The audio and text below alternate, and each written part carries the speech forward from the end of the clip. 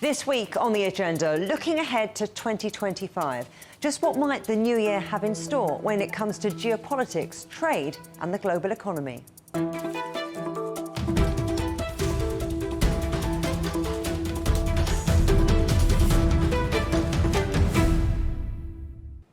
2024 will go down in history as the biggest election year in history, with more than 2 billion people casting ballots across the globe.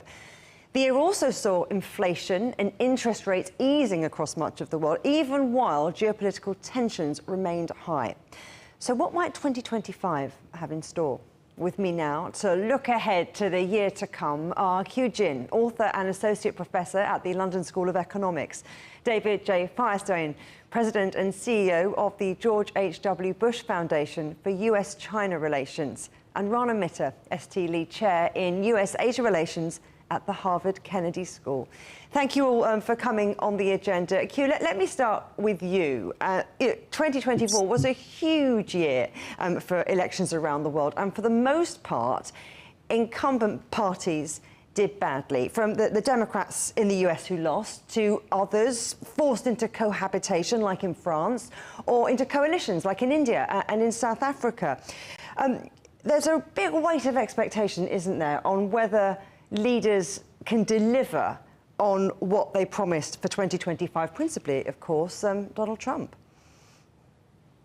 Yes, indeed. I think the big change from the past few decades is that where economics drove politics, we are now in a world where politics drive economics. And so that has become a real, new national agendas around the world, whether it's political issues, social issues. It seems like growth, at least in the past few years leading up to current days, have not been on the priority list for many of these countries. Many countries have given up the growth agenda. And indeed, one can understand why. There are huge, massive issues, whether it's discontents of globalization or technological advances, inequality, climate change, and so forth. But we're really seeing a shift of priorities towards national security and political and social issues. And I think that whether these leaders can deliver, but also will prioritize economics above and beyond anything else, is still very much in question. Well, if, David, as Keyu says, politics is going to drive economics, what does Trump's second term mean for the global economy? Well, I think it means a couple of things for sure. One is uncertainty, and another is unpredictability, because this is someone that we know from his first term and from his public life over the last decade will often throw curveballs, even at his own team, let alone the nation and the world. And this is someone who is an instinctive leader and who does things in a way that are often unscripted, speaks in a way that's very unconventional, and has policy ideas and initiatives that are very different from anything that we've ever seen in any former any other previous U.S. president. So I think there is a big X factor that is associated with Donald Trump, and we could see a lot of different things. But I think that if we look at the trajectory that we saw coming out of his first term in office, I think a number of the policies that he has advocated for and proposed and says that he's going to implement as president in his second term are going to be very problematic for the global economy and for the U.S. economy, not least the issue of tariffs, which everyone understands, except apparently for President Trump, are going to be inflationary at the levels that he's talking about and very damaging to the U.S. and global economy. So I think unpredictability, but also potentially some serious problems stemming from some of his flagship policies. Rana, I can see you nodding away there. So when it comes to that unpredictability and those curveballs, Trump has been very vocal about new steep tariffs on China, on Mexico, on Canada. How do you see Trump's impact on the rest of the world, Asia in particular? Sure. Well, I think actually that some of the stories that both Keyu and David have been talking about, particularly about the way in which tariffs and trade are coming together and fear or perhaps apprehension about globalization, are global wide. But I would say that Asia is going to be where a lot of those stories really are going to come to a crunch situation. I think that one of the things that's going to be most interesting in the year to come, and actually probably for the decade to come, certainly the next 4 years of President Trump's second term, will be a story about how economics and energy come together. Because if Vice President Harris had been elected president, then I think that the direction of travel of the Biden administration, which was very much towards so-called Green New Deal, the Inflation Reduction Act, which essentially was pushing a lot of investment towards post-fossil fuel energy, would probably have continued. Now, the indications that we talk about unpredictability, but one thing that I think actually the Trump team has been pretty predictable about is the idea that they want to go back to a fossil fuel-based economy, not only internally in the United States, but also in terms of exports. I think the phrase "drill, baby, drill" has been used more than once. Probably familiar to David, who I know lives in Texas, a state where I think that phrase may have originated. What does that mean? Well, it means that the US is going to become, as it was perhaps back in the 70s and 80s, half a century ago, the champion of fossil fuel-based energy and technology, whereas China is probably going to consolidate where it is now, which is a dominance in solar, wind turbines, and other areas that have to do with green technology. Now, I'm going to cast perhaps some unwelcome note of optimism into the proceedings by saying that I think this is going to give a lot of opportunities for other parts of Asia. In other words, the emergent economies of Southeast Asia, ASEAN, and others who are desperate to get really good energy narratives, energy trajectories out of the wider world. And I think they'll be in a better position now to be basically looking at the US and China and saying, well, you need to start thinking both of you about what we want, what we need with our younger populations, our need for new employment, our energy hunger. How are you going to satisfy that? I think that's where the decisions in the end about which geopolitical energy choice has really been most economically effective is going to be made. It'll be fascinating in the next year to see how that works out. It's interesting you're talking there about China driving the green transition, perhaps more so than the United States and other parts of the world.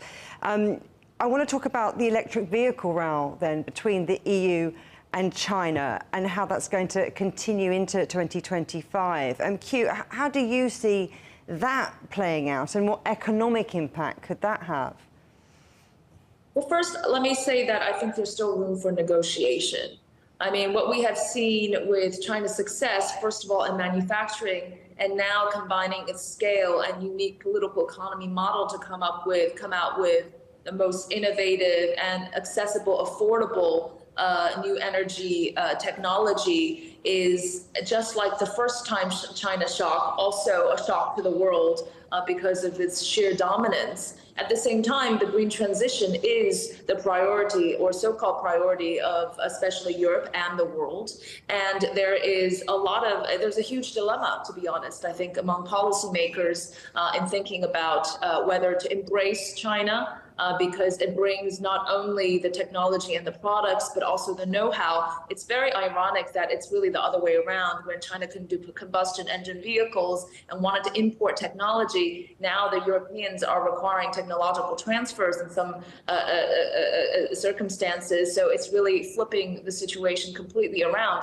But, you know, China is still very much about competition, about accessing European markets. So they're willing to confer some of these technological know-hows as well as joint investments and making these kind of progress in Europe. So I think there's still a lot to be negotiated, but also very broadly, as Rana also mentioned, as the U.S. might, for the moment, sideline the green transition and the new energy movement, China will certainly pick up the baton and be definitely more aggressive about it.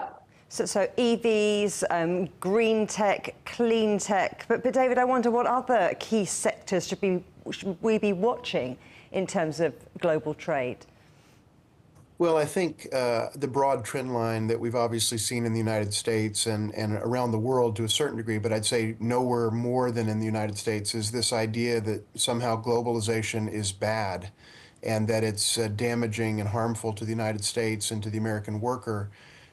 And so I think anything that relates to, in particular, two areas is going to be a focus of the Trump administration as they embark on their second term. And one is the technology area writ large. You've mentioned EVs, but there's a huge sensitivity now in the United States to any notion of what is perceived as undue dependence on an adversary, if not an enemy. That is the undue dependence of the United States on China in areas of that relate to sensitive technologies or foundational technologies that really matter for the 21st century economy. I think there's going to be a continued trend in the direction of moving away from that real or perceived dependence. Whether or not that is good for this country economically, there is a sense that our security depends and necessitates a move away from that dependency on China.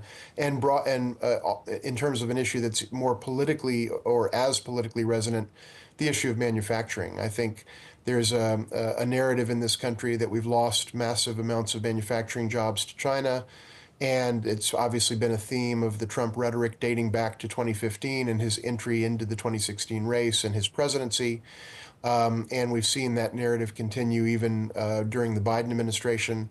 And so I think both technology and manufacturing are going to be areas where the United States is going to continue to try to reduce real or perceived dependence on China and hedge against the notion of depending to an undue degree on an adversary that is deemed unreliable and that is deemed to have nefarious intent with respect to the United States.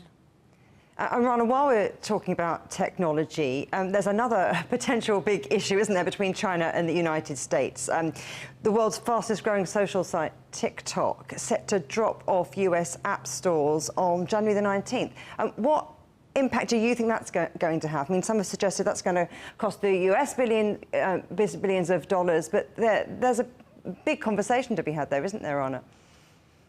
I think there is, although it's not clear quite what direction the new administration is going to go. I mean, President Trump actually, TikTok was still very much around already in his first term, and he went back and forth in terms of what he wanted to do about it. And I suspect that in his own upcoming administration, I mean, he hasn't yet indicated which direction he wants to go, but some of those who are appointed to foreign policy positions, Secretary of State Marco Rubio in particular, are clearly, I think, in the camp that would be very wary of Chinese technology being widely available in the US. It's not clear what the position of Elon Musk, big entrepreneur, figure who's been given a sort of the Department of Government Efficiency is called, which actually technically is not actually a department of the US government, but has a sort of supervisory or advisory status. And he, of course, has significant investment in China and China's technology. So he may well take a different view. We don't yet know which way that's going to go. In terms of what might happen, I mean, it's a really interesting question because actually there's plenty of evidence that points both ways. It's worth noting that most US tech majors have essentially been shut out of the Chinese market for 10 years or more. Google no longer operates there. Facebook doesn't operate there. You can't use WhatsApp there.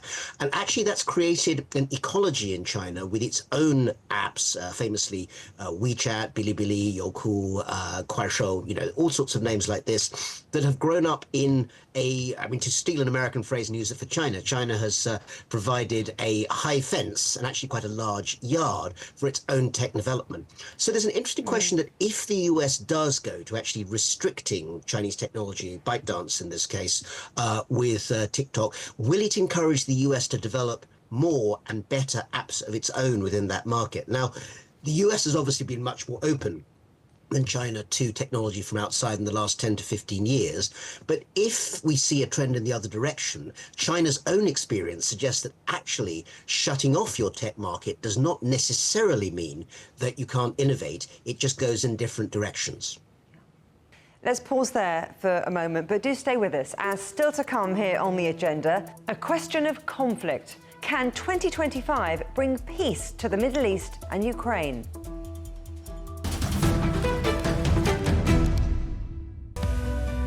We are all connected. Across borders, across continents, connected by ideas, a shared humanity. Stay connected.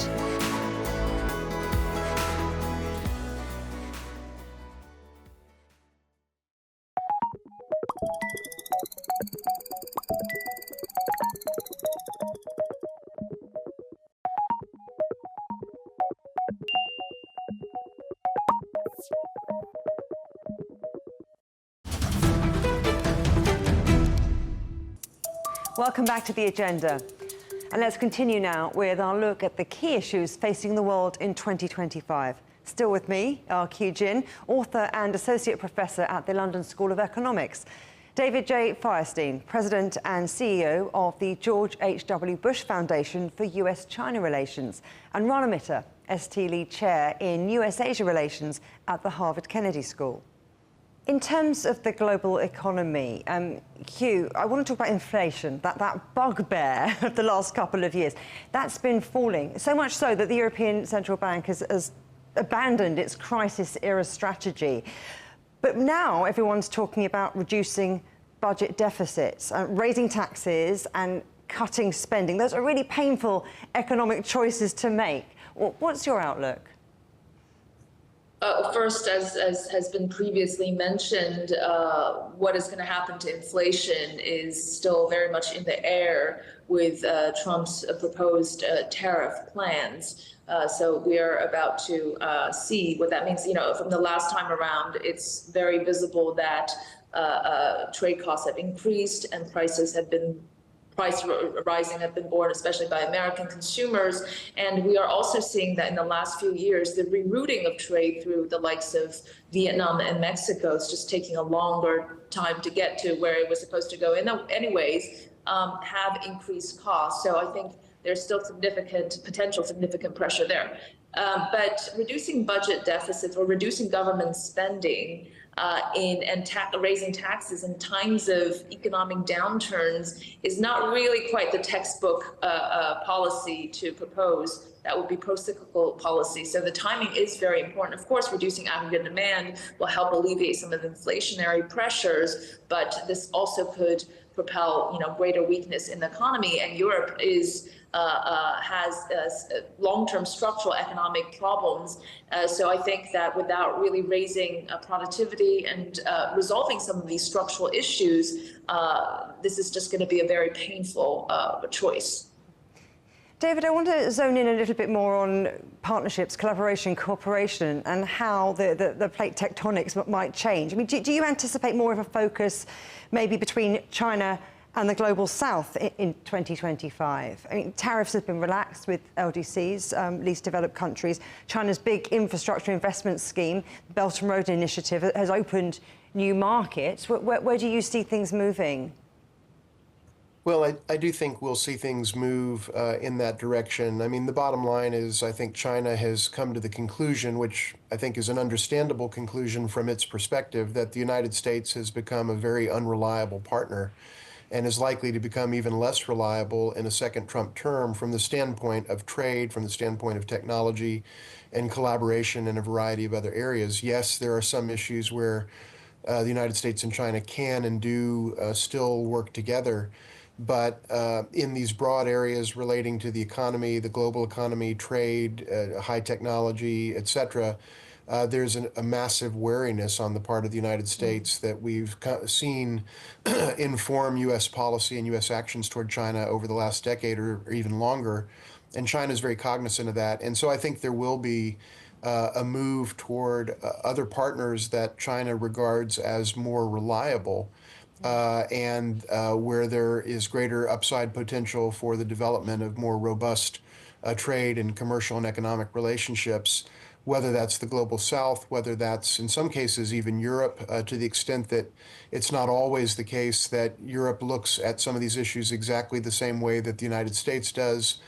And I think there will be opportunities that China will seek to exploit to reduce its own dependency on the United States as a kind of, if you will, defensive measure, because the United States is doing that relative to China, and will seek to enhance its relationships with countries all across the world. And I think we've seen evidence over the last several years that that is effective, and that while the United States policies and actions with respect to tariffs and with respect to restrictiveness around Chinese investment in the United States and the transfer of U.S. technology and know-how to China and so on, that has had an impact on U.S.-China commercial relations. We've also seen a kind of inverse effect already in terms of some growth in China's relationships with other countries. I think we're going to see that continue in 2025. Well, we've been talking quite a lot about China's growth with other countries, but Keyu, I do want to talk about the shift that's happening within China, that big shift that we've seen for so many years, and the monetary policy becoming more loose, moderately loose. What impact do you think that is going to have on China at home and the global economy more broadly, Keyu? Well, first of all, I think the signal of a commitment to unleash massive government stimulus, monetary, fiscal, in a coordinated fashion is the most important element to boost confidence and signal for future, where the economy is going, especially by bringing back growth as the absolute priority of the nation. At the same time, the accommodatively loose monetary policy was only mentioned in 2009, the last time. So this does imply that there will be more aggressive monetary easing. Yeah. Now, the question is what kind of tools, how are they going to be implemented, the degree, all of this is still a question. I think the government is still trying to test out and discuss about how this will be carried forward. But it is in a coordinated fashion with fiscal policy, with a healthy amount of boost to the real estate sector. The question today, still most importantly, is whether that money actually trickles to the real economy, or is it just to reduce local government debt and remain in the financial system and not actually affect the real economy. So that's probably why we're waiting to see whether there will be significant boosts in confidence and spending in the next few months. But the commitment, I believe, is there. We've talked a lot about global politics and economics, but 2024 was a big year for continuing conflict in the Middle East and Ukraine in particular. Rana, how do you see that playing out in 2025, and who might be the key players in bringing about peace? Well, I would say that despite the desire of the Trump administration to put forward the idea that America is not going to get involved in the world, the level of American power in the world built up over 3/4 of a century is such that I think they're not going to have that option.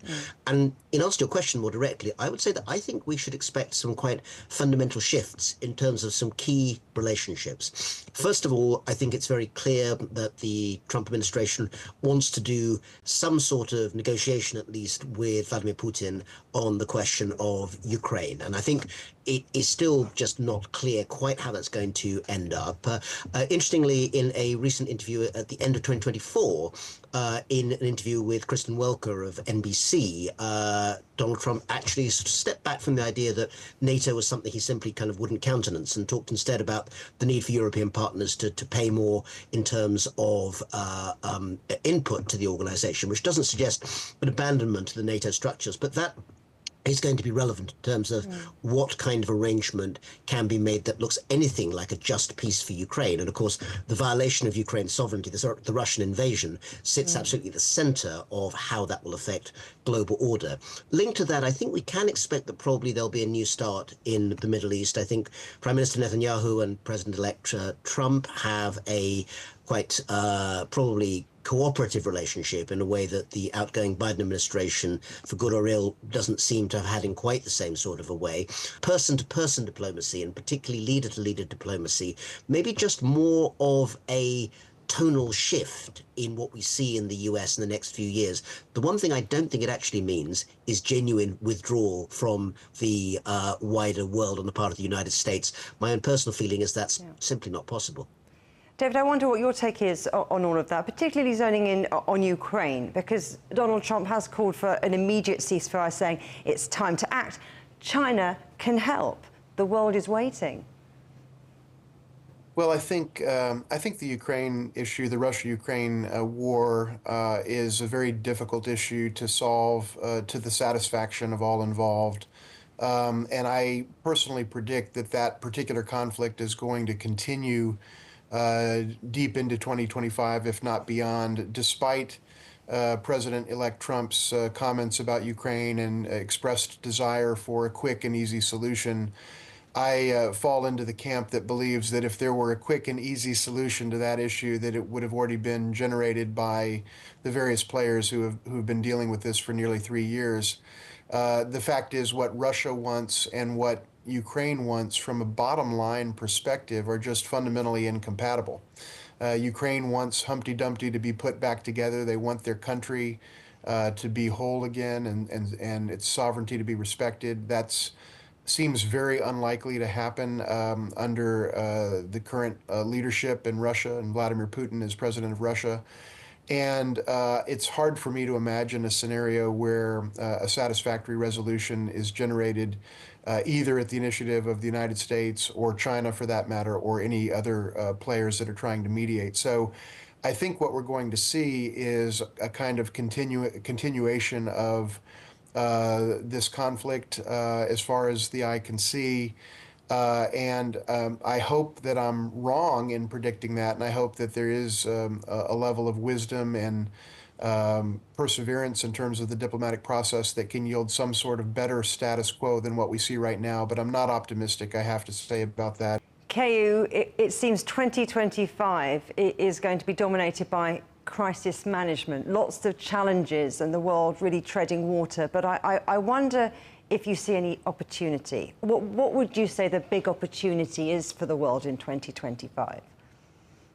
I think we're seeing explosive growth in some of the technological areas, and whether that can improve well-being, reduce poverty, give new opportunities to developing worlds who should live with more dignity, and including in healthcare and in medicine. I think that that is going to bring a great amount of optimism to the world.